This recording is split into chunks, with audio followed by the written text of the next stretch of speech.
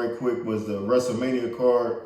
WrestleMania 40, man, one of the best WrestleManias. I would say. I would say that the second part, the night two was definitely the better night.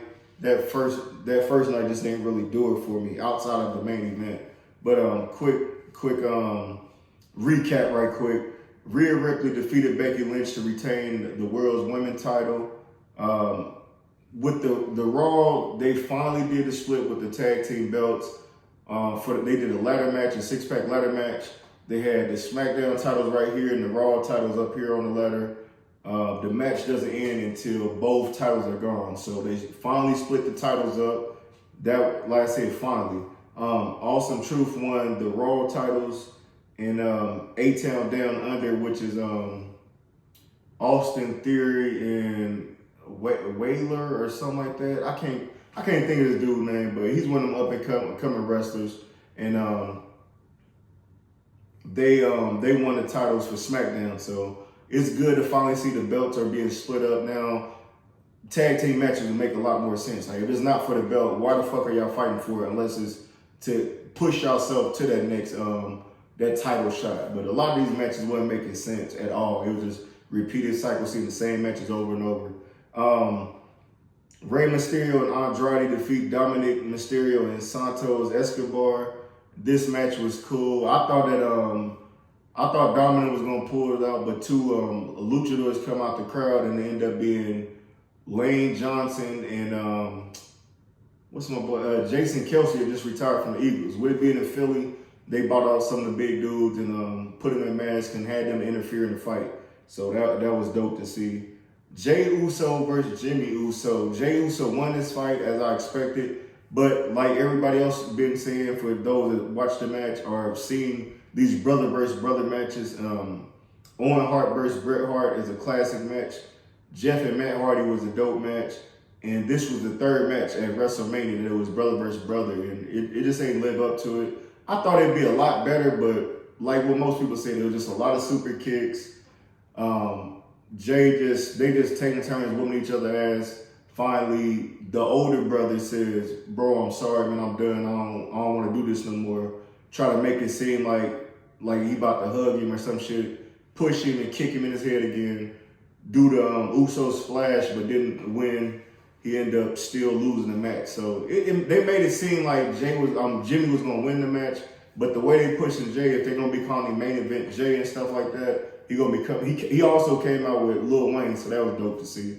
But overall, like I'll get a match like a C+ or something like that. It wasn't what I expected it to be. Next match was Jade Cargill, Naomi, and Bianca Belair versus Dakota Kai, Asuka, and Kairi Sane. Jade, Naomi, and Bianca won that match. It was like a clean sweep. Decent just to see a three-trio black women. You don't really see that many black women in wrestling, but now that they're starting to build their characters up and stuff like that, all three of them women can possibly be champs one day. So they won that match. The co-main event was Sami Zayn versus Gunther. I figured Sami would win this fight, but I thought that the way that Gunther been going, that they was going to continue to dominate. But they did need to take the belt off. He's broke every Intercontinental belt record. Now he can set his sights on that heavyweight title that's possibly he can win sometime next year, I'm thinking. The main event was actually pretty dope, man. They had The Rock and Roman Reigns versus Seth Rollins and Cody Rhodes. I want to say a couple people got involved in this match because it was a bloodline rules match, meaning anything goes, no disqualification, stuff like that. The Rock and Roman Reigns won that match. I would give that match like a B. I'll say a B because just to see The Rock back in there working, he looked clumsy on a little couple of things and stuff. He ain't had no botches or nothing like that. But it was a good drawn out match. I think they said it went for like 30, 40 minutes. So that was good to see The Rock back in action. And that set it up for night two. Night two is for Cody Rhodes and Reigns in a bloodline rules match, meaning the same thing. Anything goes. So like whatever happens, gonna happen out there. Starting from the bottom of the card, what a great way to kick off the show. Drew McIntyre versus Seth Rollins, back and forth match. Drew finally gets the Claymore kick on Seth Rollins again, and this time he's able to get the 3 count. He gets to celebrating. The kicker of this match was CM Punk and Drew McIntyre been beefing. They've been building their little matchup after CM Punk comes back from injury. He was the special commentary, so he's talking shit about Drew McIntyre the whole time. Drew McIntyre is pretty much focused on CM Punk instead of Seth Rollins. So at times you would have thought that Seth Rollins was going to win the match, but overall, Drew McIntyre won his belt. I think they said this was 3rd time winning the belt.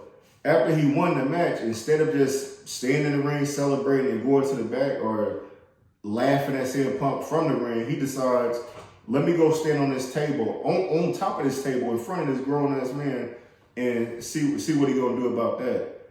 And out of nowhere, CM Punk snatches his leg up, get to beating him up, take his this band off that was showing that he was injured, pretty much saying like, I'm not injured, I was fooling you and shit like that, you fell for the bait.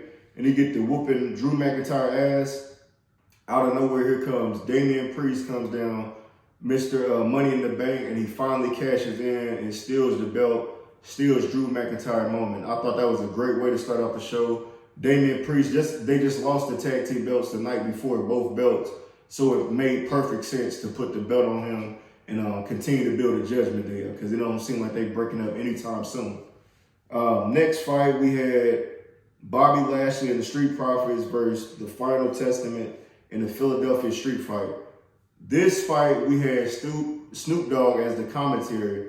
And this is something to me, man, I feel like Snoop should be on every type of commentary. He should be on the NBA, NFL, basketball, UFC, he needs to be on all that type of shit. And they just need to cut him a deal because he funny as shit, man. It's Snoop Dogg. Like, you never thought you would see Snoop Dogg commentating on something like that. My boy saying nigga on WWE, like that shit was perfect, man. And the way he was calling the fight, would it be in the street fight, he just had a lot of funny shit to say. Y'all just know how Snoop do. But Bobby Lashley and the Street Profits ended up winning that match. Next fight was LA Knight and AJ Styles. This was a solid match. I was expecting for them to do a little bit more, but it was just enough to for LA Knight to get a big win in his career, especially at WrestleMania. Next fight we had was Logan Paul, Randy Orton, and Kevin Owens for the United States Championship. Logan Paul, the match, it was a triple threat, but they end up, the dude in the Prime bottle, his name is I Show Speed or some shit like that. He's one of them young streamers out right now, and he signed a deal with Logan Paul, so he ends up being the man inside the Prime cam, and Randy Orton get to kicking his ass and stuff like that, and it kind of distracting to where he got put in a bad situation. Logan Paul was able to retain, so next fight we had Bayley and Io Sky, former teammates. Bayley finally getting a chance after winning the Royal Rumble this year, declaring that she'll get a title shot at WrestleMania, pulls off the win over Io Sky. I don't remember necessarily what happened, but I think this was a straight up match. She just, Bayley was the better person, so salute to Bayley. Main event, Cody Rhodes versus Roman Reigns. The match everybody was waiting for. A lot of stuff happened in this match. This was a back and forth match, and I want to say for about 20 minutes. And then with this being a no disqualification match, anything goes. The first person I want to say that came out was Solo. Yeah, Solo Sikoa came out first. Once he came out, it just started a whole chain of everybody coming out to show support to both of the fighters. The first person came out was Solo Sikoa. After he got involved, John Cena came down there. John Cena got down there, did his finisher on Solo Sikoa. Get to celebrating and shit.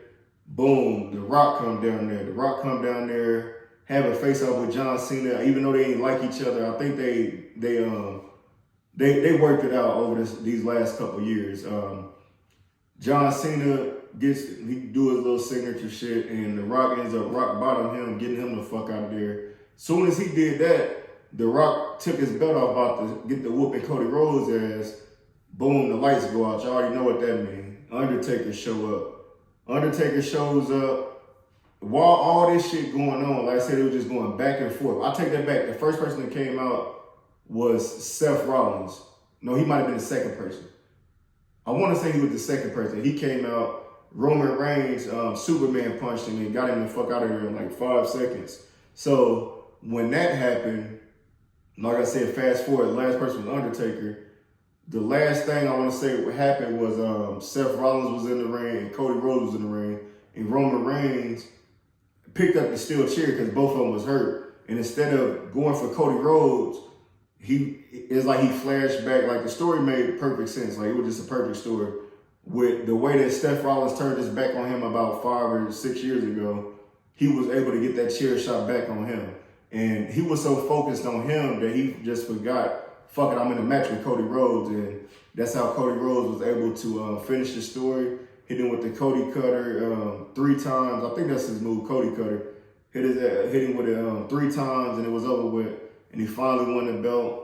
The show went on and pretty much just saying thank you for me finally being able to finish the story. It was, like I said, it was the perfect way to bring in this new era that Triple H is going with. So overall, I give that WrestleMania, I give it a 10 out of 10, man. It's pretty dope. Outside of that, I'll say 9 out of 10 actually. Outside of the first night, just really wasn't it. Outside of maybe like 2 matches. So next year, I think that they should, instead of make that second night all-star matches, take about 2 of them matches off and throw it on the first card. So that way you got 4, out of the 7, if you're going to do 14 each time, at least 4 or 5 of them matches should be good on both nights. So people not just wasting their money or just start coming to that second show versus coming to both shows. That's how y'all get y'all numbers up. So